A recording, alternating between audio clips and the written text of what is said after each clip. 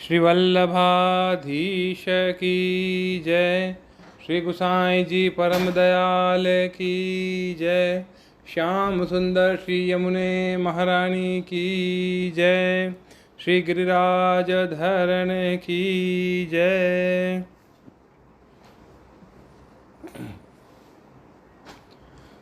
श्रीमद् भागवत षष्ठ स्कंध। आज है 7वां अध्याय। पिछले वाले अध्याय में यानी छठे अध्याय में हमने वंश का वर्णन पढ़ा था, जो दक्ष प्रजापति की 60 कन्याओं का वर्णन था। वंश का वर्णन आज हम पढ़ेंगे बृहस्पति जी के द्वारा देवताओं का त्याग और विश्व रूप का देव गुरु के रूप में वर्ण। अथ सप्तमोऽध्याय। राजा परीक्षित ने पूछा, भगवन देवाचार्य बृहस्पति जी ने अपने प्रिय शिष्य देवताओं को किस कारण त्याग दिया था?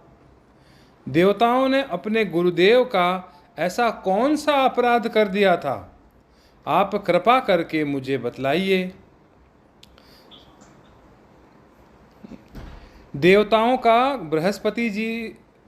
देवताओं ने बृहस्पति जी का ऐसा कौन सा अपराध कर दिया था? आप कृपा करके मुझे बतलाइए। श्री सुखदेव जी ने कहा, राजन, इंद्र को त्रिलोकी का ऐश्वर्य पाकर घमंड हो गया था। इस घमंड के कारण वे धर्म मर्यादा का सदाचार का उल्लंघन करने लगे थे। एक दिन की बात है, वे भरी सभा में अपनी पत्नी शची के साथ ऊंचे सिंहासन पर बैठे हुए थे। 49 मुरुदगण, 8 वसु, 11 रुद्र, आदित्य, ऋभुगण, विश्वेदेव, साध्यगण और दोनों अश्विनी कुमार उनकी सेवा में उपस्थित थे। सिद्ध, चारण, गंधर्व, ब्रह्मवादी मुनिगण, विद्याधर, अप्सराएं, किन्नर, पक्षी और नाग उनकी सेवा में और स्तुति कर रहे थे। सब और ललित स्वर से देवराज इंद्र की कीर्ति का गान हो रहा था। ऊपर की ओर चंद्रमंडल के समान सुंदर श्वेत छत्र शोभायमान था। चंवर, पंखे आदि महाराजोचित सामग्रियां यथास्थान सुसज्जित थीं। इस दिव्य समाज में देवराज बड़े ही सुशोभित हो रहे थे। इसी समय देवराज इंद्र और समस्त देवताओं के परम आचार्य बृहस्पति जी वहां आए। उन्हें सुर असुर सभी नमस्कार करते हैं। इंद्र ने देख लिया कि वे सभा में आए हैं, परंतु वे न तो खड़े हुए और न आसन आदि देकर गुरु का सत्कार ही किया। यहाँ तक कि वे अपने आसन से हिले डुले तक नहीं। त्रिकालदर्शी समर्थ बृहस्पति जी ने देखा कि यह ऐश्वर्य का मद का दोष है। बस वे झटपट वहां से निकलकर चुपचाप अपने घर चले गए। परीक्षित, उसी समय देवराज इंद्र को चेत हुआ। वे समझ गए कि मैंने अपने गुरुदेव की अवहेलना की है। वे भरी सभा में स्वयं ही अपनी निंदा करने लगे। हाय हाय, बड़े खेद की बात है कि भरी सभा में मूर्खतावश मैंने ऐश्वर्य के नशे में चूर होकर अपने गुरुदेव का तिरस्कार किया। सचमुच मेरा यह धर्म अत्यंत निंदनीय है। मेरा यह कर्म अत्यंत निंदनीय है। भला कौन विवेकी पुरुष इस स्वर्ग की राजलक्ष्मी को पाने की इच्छा करेगा? देखो तो सही, आज इसी ने मुझ देवराज को भी असुरों के से रजोगुणी भाव से भर दिया। जो लोग यह कहते हैं कि सार्वभौम राज सिंहासन पर बैठा हुआ सम्राट किसी के आने पर राज सिंहासन से न उठे, वे धर्म का वास्तविक स्वरूप नहीं जानते। ऐसा उपदेश करने वाले कुमार्ग की ओर ले जाने वाले हैं। वे स्वयं घोर नरक में गिरते हैं। उनकी बात पर तो जो लोग विश्वास करते हैं वे पत्थर की नाव की तरह डूब जाते हैं। मेरे गुरुदेव बृहस्पति जी ज्ञान के अथाह समुद्र हैं। मैंने बड़ी शठता की। अब मैं उनके चरणों में अपना माथा टेक कर उन्हें मनाऊंगा। परीक्षित, देवराज इंद्र इस प्रकार सोच ही रहे थे कि भगवान बृहस्पति जी अपने घर से निकलकर योग बल से अंतर्धान हो गए।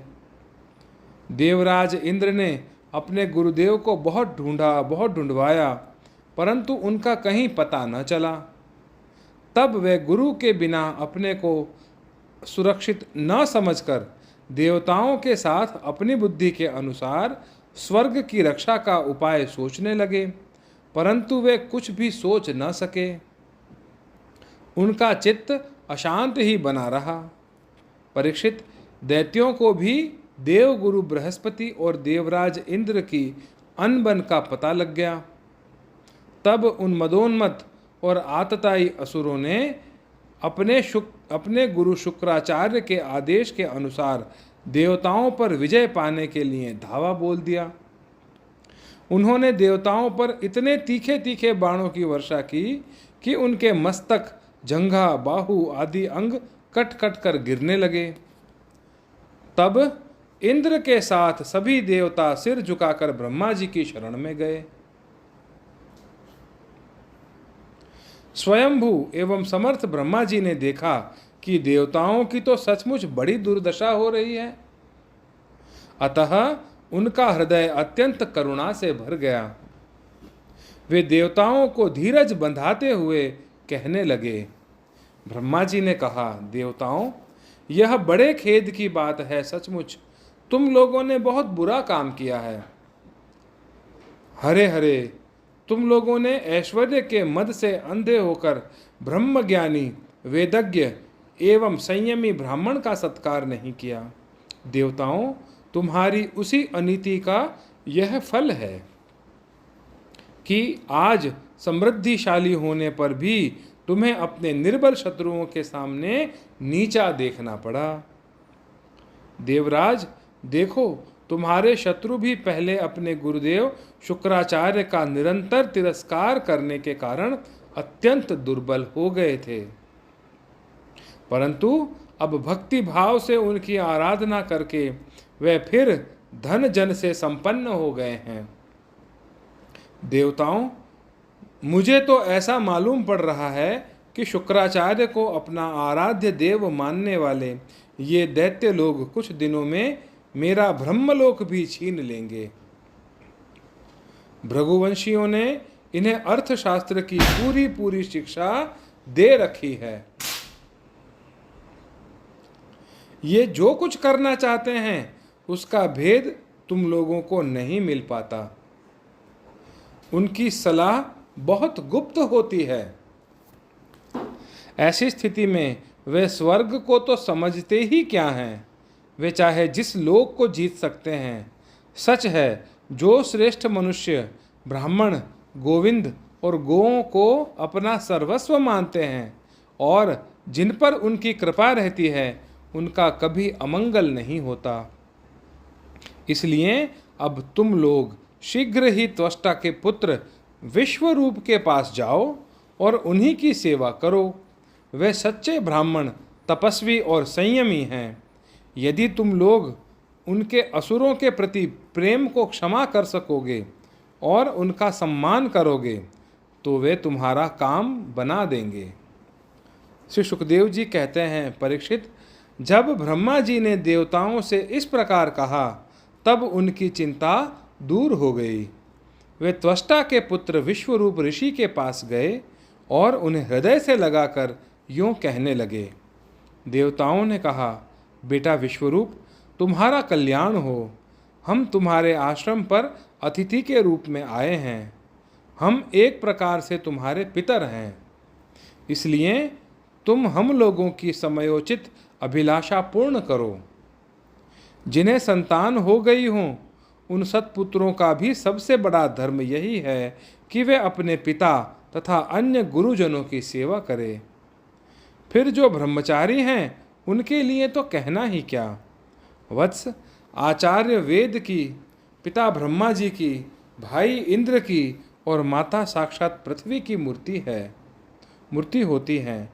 इसी प्रकार बहन दया की, अतिथि धर्म की, अभ्यागत अग्नि की और जगत के सभी प्राणी अपने आत्मा की ही मूर्ति या आत्मस्वरूप होते हैं।